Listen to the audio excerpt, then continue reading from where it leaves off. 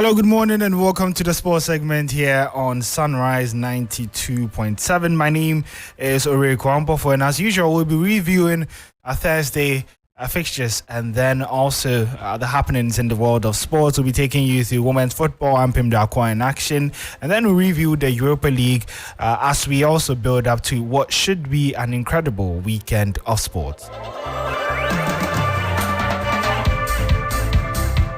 We start off in the camp of Ampem Dakwa ladies who succumbed to a formidable AS Monday side led by a prolific Umu Kone in the CAF Women's Champions League.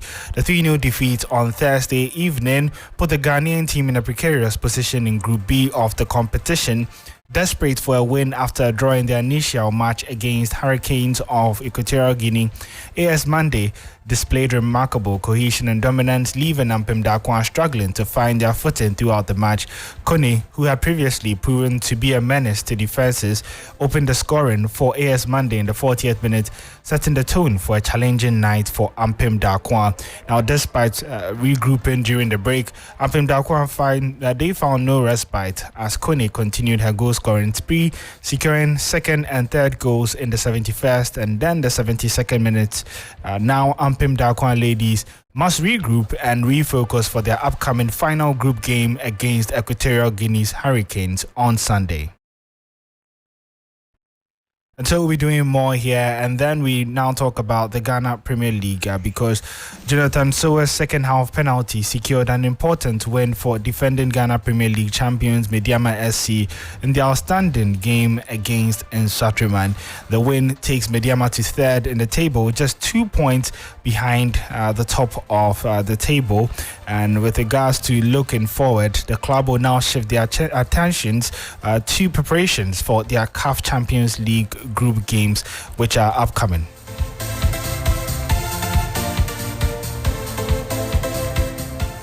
To the Black Stars, where Chris Hughton has named his 25-man squad for the upcoming 2026 World Cup qualifiers against Madagascar and Comoros.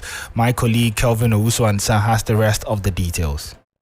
The most notable inclusion and the squad released by Chris Hughton is the return of Captain Andrea Yuho missed out on Ghana's friendlies against USA and the Mexico last month. Well, there is also a place for goalkeeper Jojo Wolacott to make a return after a number of injuries and absent from the team. In defense, Dennis Odoi and Rayo Vallecano's Abdul Mumin make a return, as well as in midfield there is a place for Baba Idrisu, Kamaldeen Sulemana, who make returns to the team. Up front, Osman Bukari once again joins the team after his exploit and not being able to play for Ghana due to injury.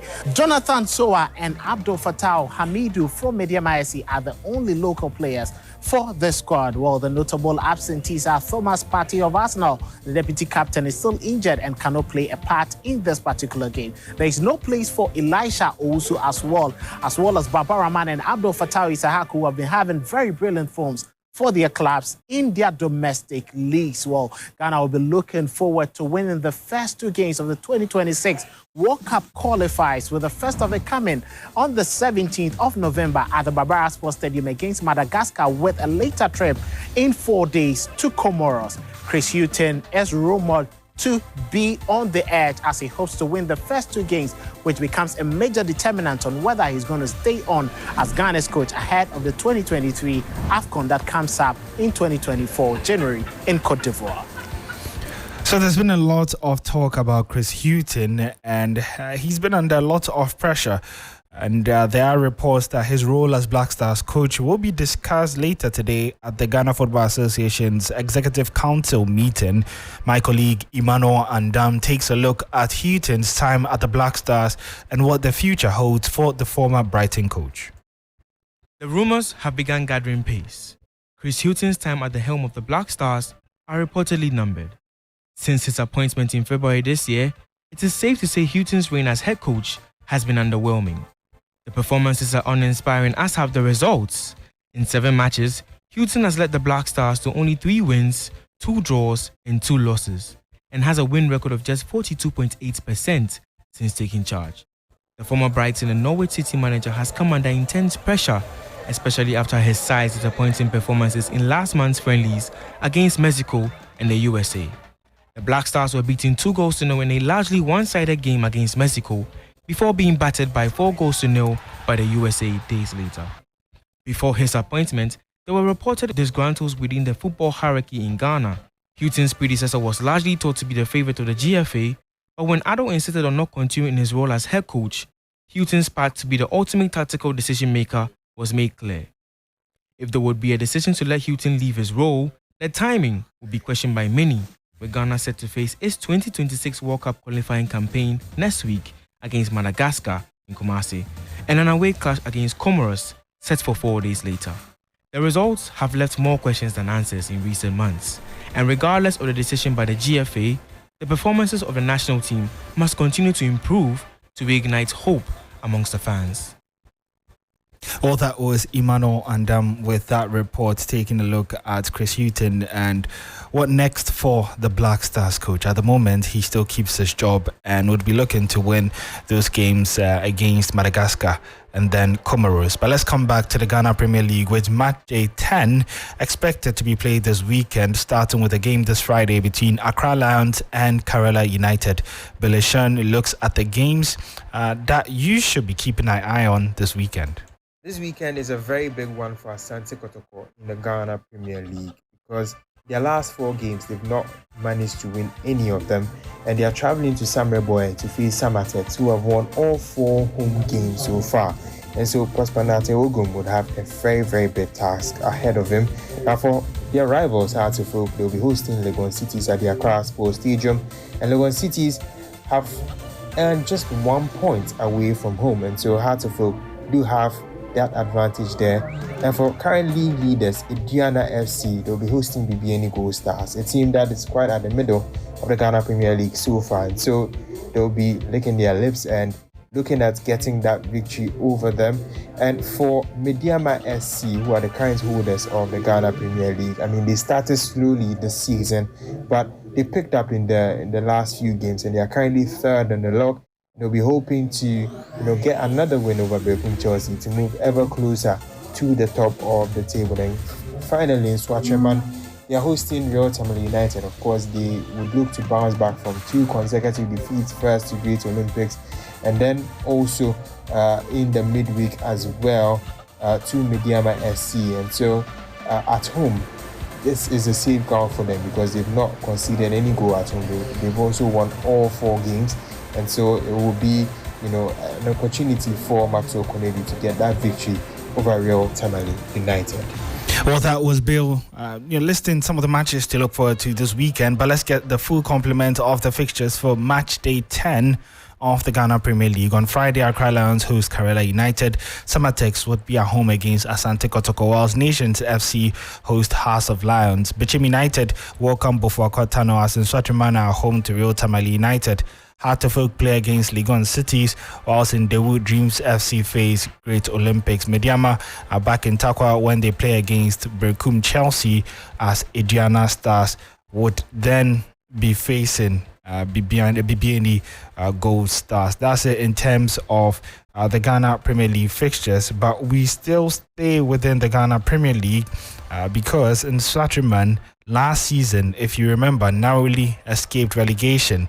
Now this campaign, the Amanaso boys are in the top 4 and look like genuine title contenders. Kelvin Owusu and Sa tells their story. Osebuntu playing against his former club. It's a long throw in. And they're done by Ajekum. It's a chance for Nswatreman, and it's the first goal.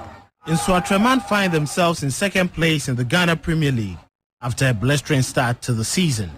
It is impressive how Eric Alagidede, Maxwell Konadu, and Isaac Amuakon have helped turn the Amanaso boys from relegation candidates to top 4 challengers. I'm spearheading a different management altogether. It's a different technical team spearheaded by Coach Maxwell Konadu. And we walked into an environment where the supporters gladly accepted us. And so it gave us the optimism that, look, it was possible to do. So our recruitment drive has been good. Preseason was excellent. And this is the result that everyone else is seeing. So it's nothing new. It's nothing special. The new management and technical team have got a lot right since being appointed, but not sure they even expected their works would ring so quickly and emphatically. The match day 8 win over Asante Kotoko credited them with the seal of a team that means serious business. In fact, when you look at Nswatraman's opening games, you have to wonder what is going on. Former Asante Kotoko SC goalkeeper Isaac Amuako is part of the technical team. He reveals what they have been doing right.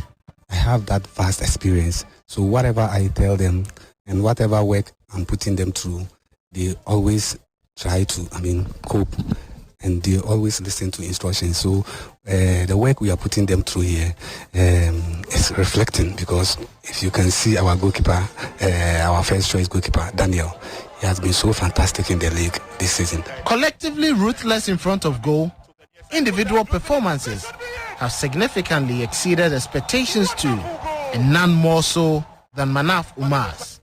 Much of the credit for the good result goes to Maxwell Knedu, who stepped in to replace Mumuni Abubakari. A more challenging round of games becomes, and the outcome will give a clear indication of whether Nswatraman are at the top end of the table to stay. Come 2024, 2025, we're going to be counted among the 18 Premier League clubs in the Bet Power Premier League. Now, this is it. Any other thing that happens from here, we will accept it. But for us, the target is that we don't want to struggle like we did last season. We want to gather as many points as possible, stay up there. If top 4 comes along the line, it's a bonus. League comes to us, it's a bonus.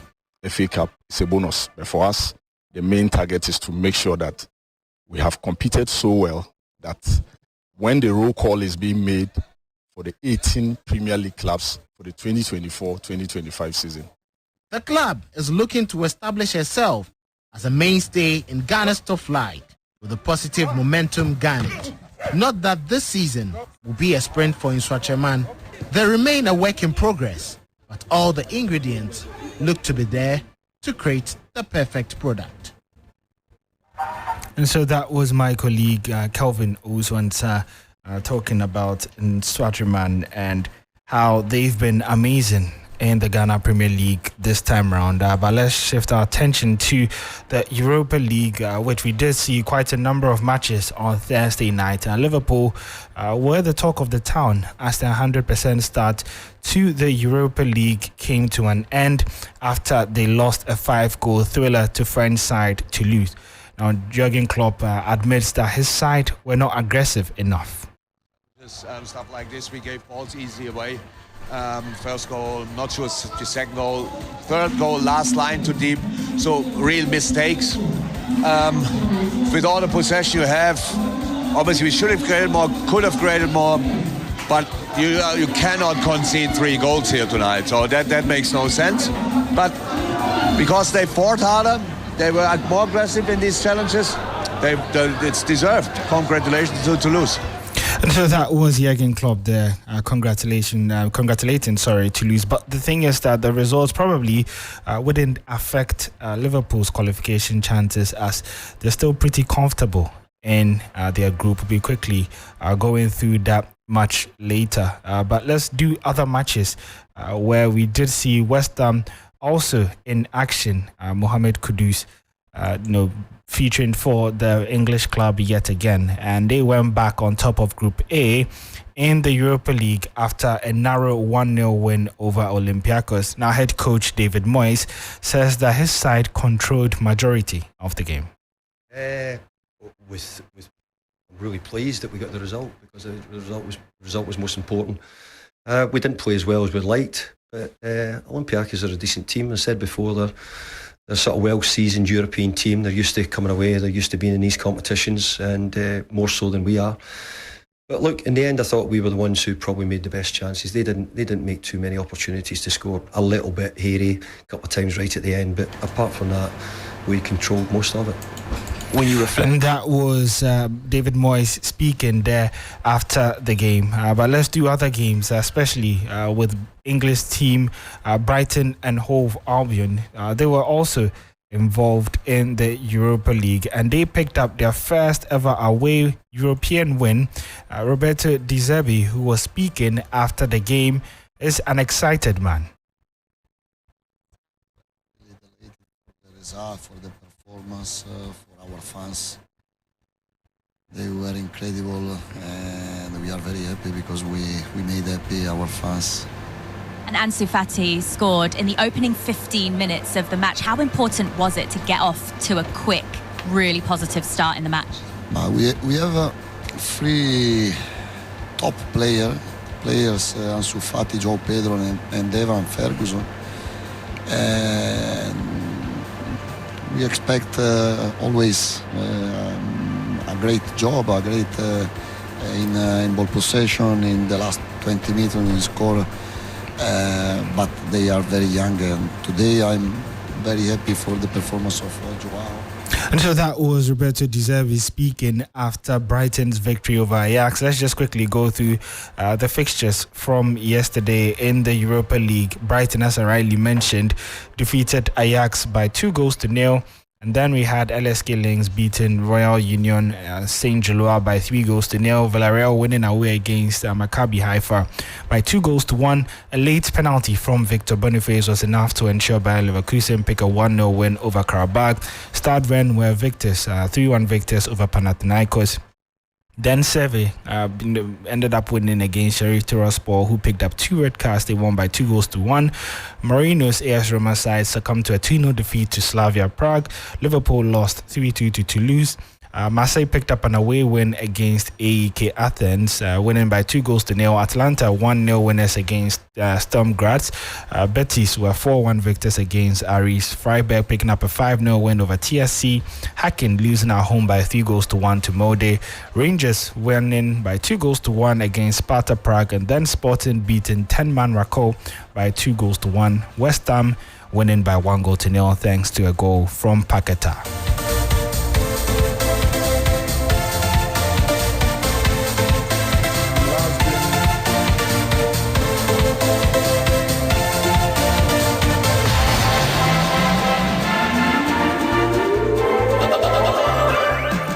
Now, before we wrap up, Burnley have confirmed South African forward Lyle Foster is taking a break from football as he deals with mental issues. The 23-year-old South African international joined the Clarets from Belgian club Westerlo in January of 2023. He's made 7 appearances in the Premier League this season, scoring 3 goals. He last featured for the club in October 21, and company has been speaking about the situation. Issues with his mental well-being, and as a club we've very quickly, very naturally made the decision to fully support him, support his family, obviously offer him access to all the expertise and clinical support that he needs. And at the moment, I think for him, we're wishing him a speedy recovery, and we're wishing him to be in a better place by the time he's ready to come back to it. And so that was Visa Company, Burnley coach, on the state of Lyle Foster, who will be out of the game for a while after he admitted that he is having some mental issues. But on that note, let's just quickly go through the English Premier League fixtures before we wrap it up here on Sunrise. Wolves will be at home against Tottenham Hotspur in the early kickoff on Saturday. Arsenal host Burnley. Crystal Palace are at home to Everton. Manchester United would be looking for a win when they host Luton Town. Newcastle travel to face Bournemouth. Fulham also travel to Aston Villa. Brighton host Sheffield United. Liverpool are back at home against Brentford. Mohamed Kudus's West Ham are at home to Nottingham Forest on Sunday. And then the fixture of the weekend sees Chelsea welcome Manchester City.